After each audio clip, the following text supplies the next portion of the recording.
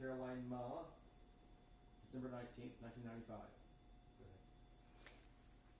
We were talking about selections and what you did in the camps and people in the camps, and you said you worked making the Viberai. Viberai.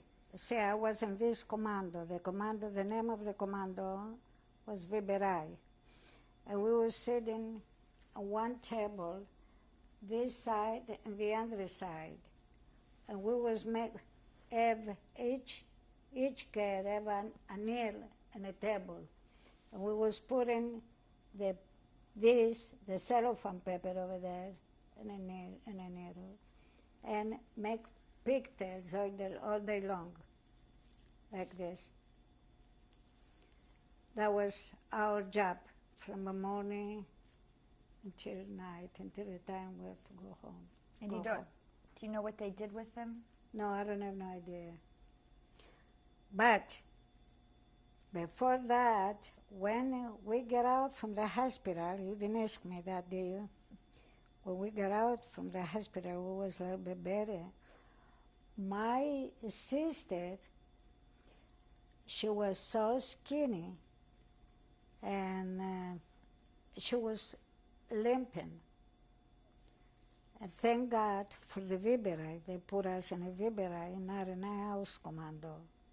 And she was okay.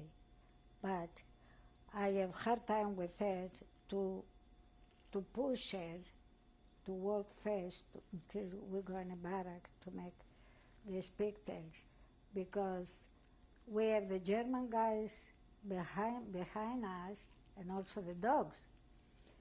If you behind, if you can walk, I mean, the German guy put the dog on top of you and bite you.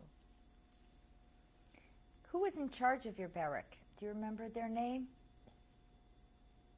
Were they Germans or Jews? I think it was Poland, not Jewish. She wasn't Jewish. She was Christian Poland. We have a lot of Christians over there, you know that. German Christians and Poland Christians and all that stuff. Yeah. So we were talking about the selections. Yeah. And how you figured out when you got a double portion of bread. Yeah. When we have chulaga that day, so we figured next day or the same day, it's gonna be selection again. And when we have this selection, it's time to go in the gas chamber. What were the selections like? What was the process like? Well, the selection was 4 or 5 guys over here. Was all the Jewish under there, all the Jewish has to get out from the barrack and get us in a line, about 5 each one, and final one to pass naked, passed in front of these German guys. If you show these bones over here in the back, the guy right away, the German guy, will pull out from the line, and that's it. Get your number, and the next day they call you for the gas chamber. We know see, after 6 months, 9 months, we know we have the gas chamber, but not before. Before, when we work in camp, we don't know where we was going. After they made a selection, you said they gave you a number and came for you the next day? What number? I didn't get you. I want to make sure I understood you clearly. You said that when you went through the selection, if your bones showed, yes, they pulled you aside? Yes. And then they came for you the next day? And they took your number. Next day, you have to go in the gas chamber. So people knew the whole night that... Yes, where they're going to go next day. They're going to call their number and to go in the gas chamber. So, also my sister. They selected her? She know where she was going. That was the sad day of my life. Spent the evening with her? I spent the evening with her, and then But the German guy pulled her out, and she knows where she was going, and she started to scream at me, Caroline, Caroline, come with me. And the German guy don't let me to go with her, and he slapped me, and he broke my lip, threw me on the ground and step, and I was bleeding. But, oh boy, it's very sad to talk about, honey. Not easy. After they selected your sister, did you And have... my life was worse, to be all by myself, alone. Did they bring new people into the barracks? Well, new transports, it was coming every single day. Every single day there was coming. The last transport we see it was the German from Budapest. At first mostly Greeks and then Hungarians? No. When we went to the camp, we find the Poles and the French over there, and then the Greeks, and then there was coming from all over.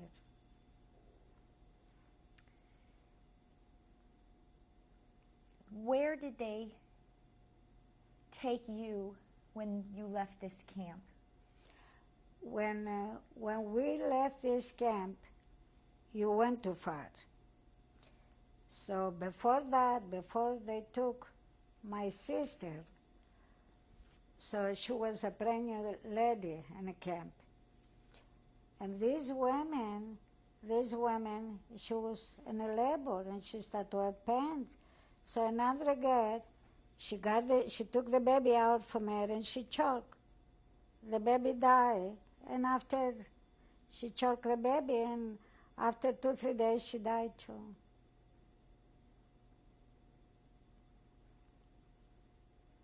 Do you remember any other people in the camp besides the pregnant lady?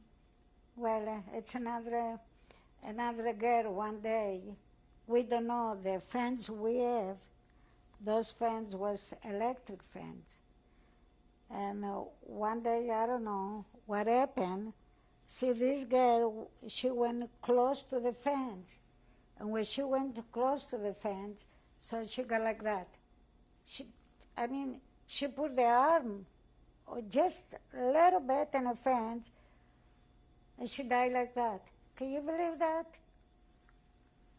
She doesn't know, poor girl. She died like that. How long were you in this camp? Almost 19, 20 months. Birkenau. And then where did they take you? And then after that, the German people, they was losing the war. So, but we don't know what was going on. They give it to us one of bread, one blanket, and what else? Oh, and a stick salami. They give it to us. Soon as we start to walk, so we throw everything out. But before that, it's another thing I forgot, honey. Before that, the Lagerelteste from the block, from Birkenau, she came and she says, the Viberai, they're not allowed to wear shoes.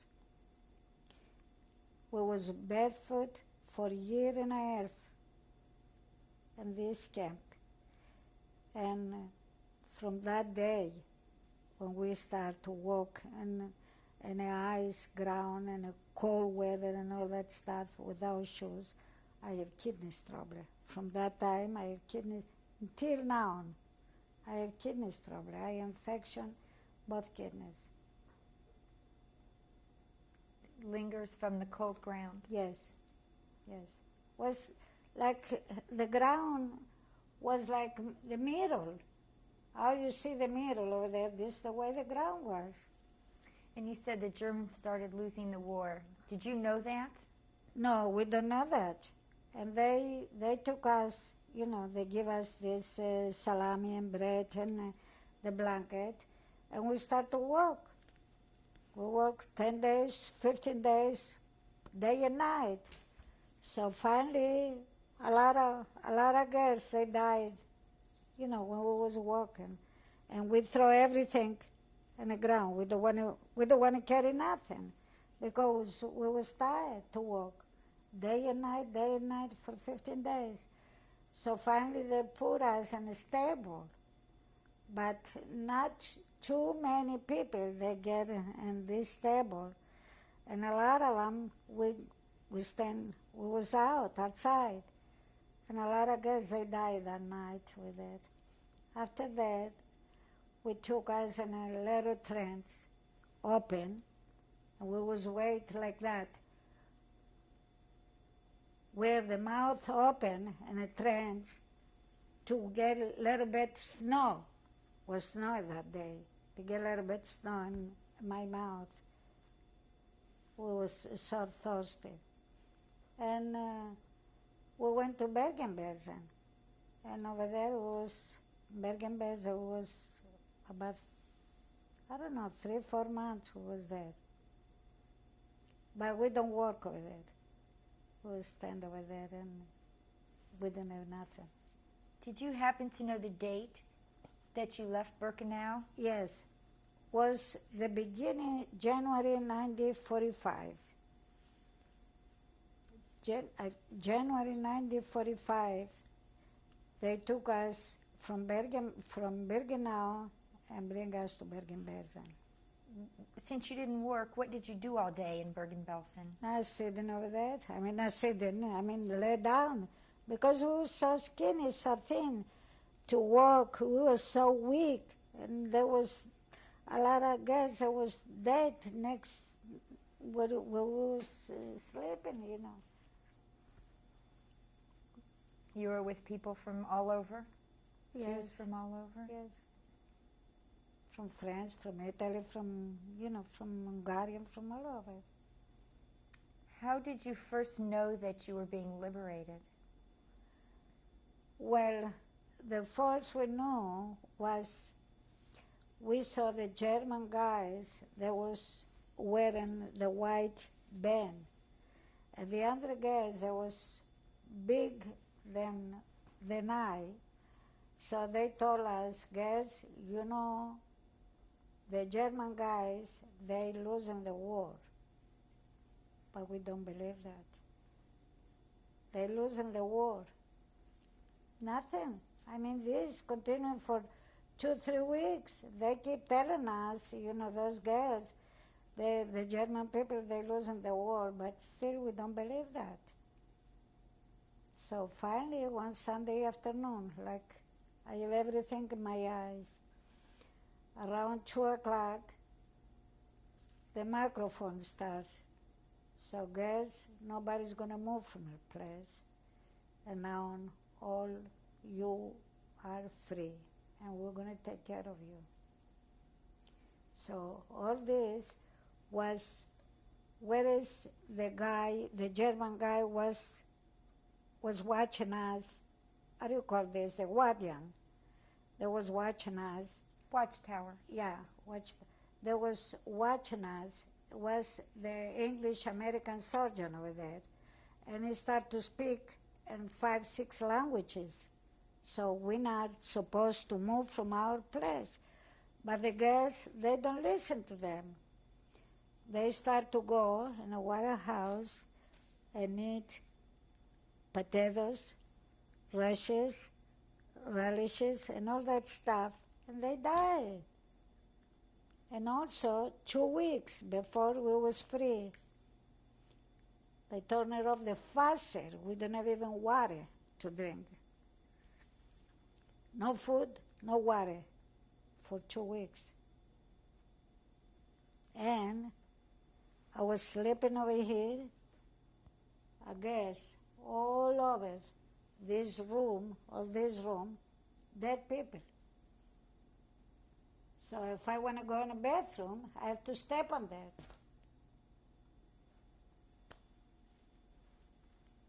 All this at the end of the war. Yes, this was the end of the war. Do you remember? But like I said, some girls, they don't listen. was really ashamed the last days, to die. They eat a lot and they start to have diarrhea and all that stuff. They die. And then when we was, and the English came in to take us for, disinfect and all that stuff, lice we have. So they start to pull all the dead people forth. And you see the picture they have in a book. One on top to the other one on top to the other one was from Bergen-Belsen, all these dead guys from the barracks.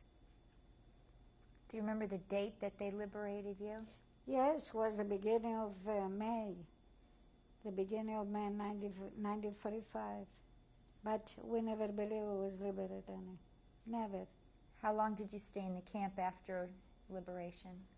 Well, after the liberation, I think they took us from Bergen-Belsen.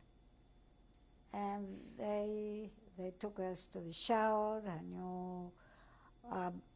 they put us the DD in the shower, and they gave us new clothes and everything. And they took in another place in Bergen-Belsen, but not a house. Was like a big place like that, and they have beds all over. And I was with 3-4 guests. Every group shared some, this corner and the other one. That was sitting. And they was giving us food. They said, don't move, we're going to take care of you. So they really did. They take care of us. But some they don't listen.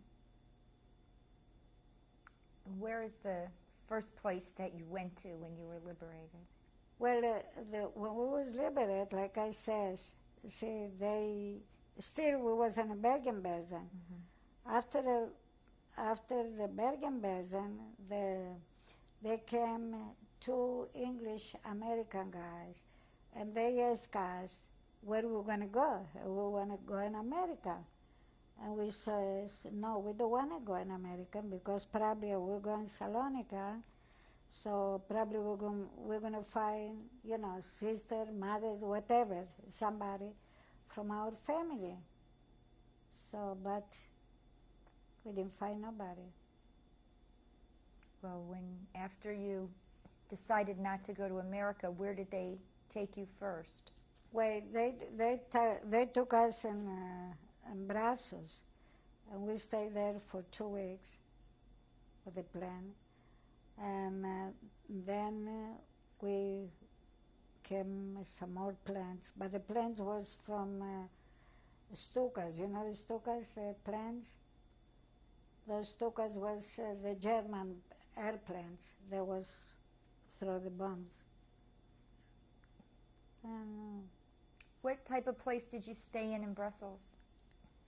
Was like a hotel. It was nice place. But they put us in a nice place.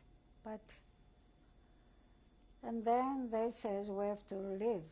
So after 2 or 3 weeks we stand there. So they was giving us nice food and nice everything. So, but we have to go, in Greece. We went to Athens. From Athens, they took us in Salonika, and the Jewish Community Center that was taking care of us after. And how long were you in Athens? In Athens, I think we didn't stay too long. We stayed 2-3 days, that's it. And then in the Jewish Community Center in Salonika, what kind of accommodations? Did they have barracks or bunks? No, they have a lot of places like synagogues. They have the orphanage children. They was living over there, and they don't have the orphanage. The Jewish Community Center in Salonika, Greece, is very rich. Still is very rich. Because it's a lot of properties from the Jewish people over there. They didn't come back. So they take good care of us. They give us, places to sleep, and, like I told you, they open the synagogues. And also from America, they were sending us a lot of packages. what a big, what a house from Salonika. There have been 5, 6 guys that was working over there. And they give us clothes, food, everything. They was taking good care after that. But after, I mean, I don't know, but 1 or 2 weeks we were standing over there. So I got my house. I have a small, from my parents, a small barracks over there in Greece. And a friend of mine and a couple more girls who were staying together in the same house. But this house, when we left, they came from the farms, all the Greeks. And they have pigs inside, the bomb with the, I mean, it wasn't very bad shape. But still, we was 3 or 4 girls together. And we were staying over there. And you said you were working. What were you doing? And after, you're not going to believe, the first day I stepped in Salonika, I see my boss. I used to work before the war. And he came to me and he says, hey, Caroline, I mean, I don't believe it. I said, I just came back from camp. And he says, where is your sister Daisy? He asked me, because we was working together. And I says, he didn't come back, he didn't make it. She didn't make it. And he says, well, when are you going to come to work? So this was Wednesday or Tuesday. He says, Monday. So immediately, next Monday, I went to work. That's it. And you made men's socks. Yes. Now, how long did you stay at the Jewish Community Center? Well, after not too long, 2, 3 weeks, I stay with the Jewish Community Center. But after, when this friend of mine and I, we was working. When we was working, we can support ourselves. They don't have to, but still they was giving us blankets, a lot of things. How long did you work at the sock factory? Well, I think I worked from 1945, September, and came back, until 1947, August 1947, September the 21, 1947, I got married. I met my husband, and I got married. The Jewish Community Center, that wasn't to play the boys with the girls. Right away, they says, if anybody likes to get married, right away, that's it. So they have to get married. That was all about. So we knew each other. So when we came, this was with this guy, and the other one friend was the other guy. So all of them, the Jewish Community Center, and one day, they got married about 7, 8 couples together. Because when we came, everybody, the men, they want to get married, the girls, they want to get married, start families, and that's it. One day, the Jewish Community Center, they married 7, 8 couples. And I was one of the last one to get married. How did you meet your husband? Well, with a friend of mine. They introduced me, and we met each other. Many times he knows me. When I was going to work, and he was going to work. So he asked me if I want to get married. I says, okay, that's it. He was from Salonika? Yeah. He was for the camp too. What was his name? Shem Tov. He have Hebrew name and Hebrew last name. Shem Tov Mallah. What camp was he in? I don't have an idea, honey. He told me the stories long, long time ago. I forgot all about. When did you decide to come to the United States? Well, we decided to come in 1951, like everybody else. All my friends, they came in 1951 in the United States. But when we went to the consulate and they reject us, he says, my husband, he was pretty good, you know, what he was doing. And we're not supposed to leave Greece. And then in 1953, the quota was closed. We're not supposed to come in the United States. We wait until 1955, the quota was open again. And we came in 1955, August the 12th, 1955 in America. And where did you live in America? The beginning, I live in Cincinnati. We got in New York. From New York, they took us, the highest they take care of us. When we came over here, the highest take care of us. And this lady, she put us in a train and sent us in Cincinnati. In Cincinnati, we was living in Avondale. And when we came over here, they give us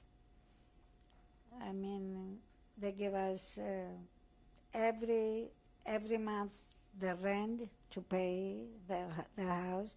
We find condominium to live.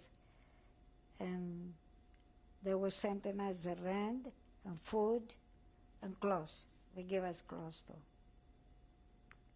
Now we're at the end of this tape. We're very close to the end. Do we have a little bit of time to introduce the family, or do we need to change the tape? Okay. Go ahead. This is my family, and I like to introduce you to Lois Mallah and Jamie Mallah, and also I have my son, it's Isaac Mallah, and Michael. So my daughter, she's in Cincinnati. I'm sorry she missed that day. And it's Daisy Morton. It's her name, the one she was with me in a camp, and I take after her name. I put it after her name. And also Steve is her husband, Morton, and Casey and Shannon. Those my family. Do you have a message you'd like to leave them on the tape? Well, what I like to leave to them, this tape is going to be for all of them to remember the Holocaust, what we went through, Grandma and Grandpa, and never again. And it's another thing I want to tell you. The Jewish Community Center, when we came back, they was giving money to all the young ones, boys, to go in Israel to fight. We have the Holocaust, but we win Israel. That's all I can tell you. I don't know if I'm right, but this is my opinion. Do you think I'm right?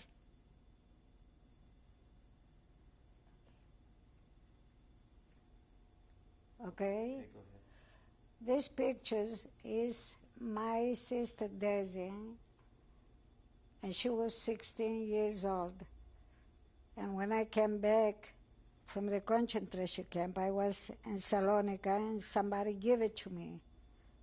And this, the big thing I find to see my sister again.